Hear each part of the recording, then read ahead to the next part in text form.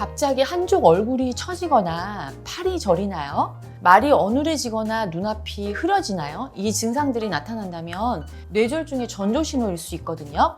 단 몇 분이 생명을 좌우할 수 있는 순간이니까 빠르게 대처하는 방법을 알고 있다면 소중한 생명을 지키실 수 있습니다. 오늘은 뇌졸중 초기 신호와 응급 대처법을 말씀드릴 건데요. 본인과 사랑하는 사람의 건강을 지키기 위해서 끝까지 함께 해주세요. 먼저 뇌졸중이 무엇인지 간단히 설명드릴게요.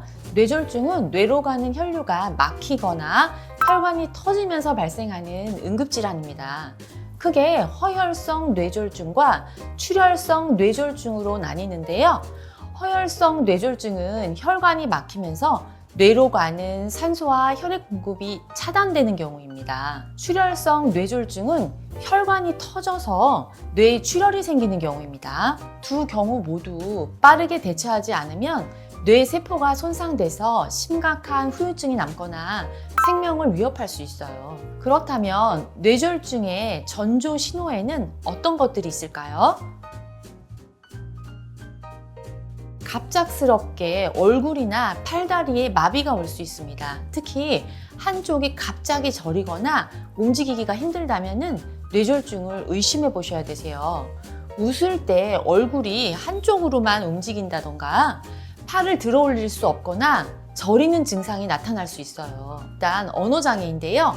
말이 갑자기 어눌해지거나 말하려고 해도 단어가 잘 떠오르지가 않을 수 있거든요. 상대방의 말을 제대로 이해하지 못하는 경우도 있습니다. 두 번째는 시야장애가 또 올 수 있어요. 갑작스럽게 한쪽 눈이 잘 안 보이거나 시야가 흐려지는 증상이 나타날 수 있거든요. 그 다음은 갑작스러운 심한 두통이 올 수 있어요. 평소와는 다른 극심한 두통이 갑자기 나타난다면 출혈성 뇌졸중일 가능성이 있어요. 어지럼증과 균형 감각이 상실되는 경우도 있는데요. 뇌졸중은 균형을 잡는 뇌의 기능을 방해하기 때문에 어지럼증이나 걸음걸이가 갑자기 이상해지는 증상이 생길 수 있거든요. 지금까지 말씀드린 내용을 기억하기 쉽게 정리해 볼게요. 바로 FAST, fast거든요. F는 face예요. 웃을 때 한쪽 얼굴이 처지나요? A는 arms거든요. 양팔을 들어 올렸을 때 한쪽 팔이 처지나요? S는 스피치예요. 말을 어눌하게 하거나 제대로 대답을 하지 못하나요? T는 타임인데요. 위 증상이 하나라도 있으면 즉시 119에 연락하세요. 이제 뇌졸중이 의심된다고 하면 응급처치법을 자세히 알려드릴게요. 가장 중요한 것은 골든타임을 놓치지 않는 거거든요. 뇌졸중은 증상이 나타난 순간부터 시간이 생명이에요. 증상이 나아질 거라는 생각으로 기다리지 마시고요. 최대한 빨리 큰 병원으로 이송해야 됩니다. 뇌졸중 치료는 증상 발생 후 3시간 이내가 가장 효과적이에요. 환자의 자세 유지도 필수인데요. 환자를 편안히 눕히고 머리를 약간 높게 해주세요. 혈압이 급격히 올라가거나 혈액이 역류하지 않도록 도움을 줍니다. 환자가 구토를 하는 경우도 많은데요. 구토를 한다면 옆으로 눕혀서 기도가 막히지 않게 해주셔야 되세요. 또 한 가지 중요한 것은 약이나 음식을 주시면 안 됩니다. 환자가 의식이 있더라도 아무것도 먹이거나 마시게 하지 않는 게 좋습니다. 뇌졸중 환자는 삼키는 기능이 제대로 작동하지 않을 수 있어서 음식물이 기도로 들어갈 위험이 있습니다.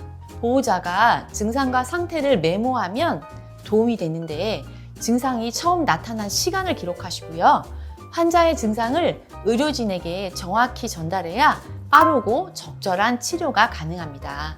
그렇다면 뇌졸중을 예방하려면 어떻게 해야 할까요? 좀 전에 말씀드린 FAST에 이어서 이번엔 뇌졸중 예방법 A, B, C를 말씀드릴게요.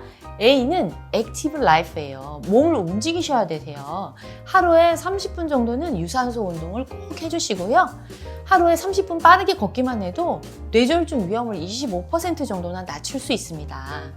B는 밸런스드 다이어트인데요.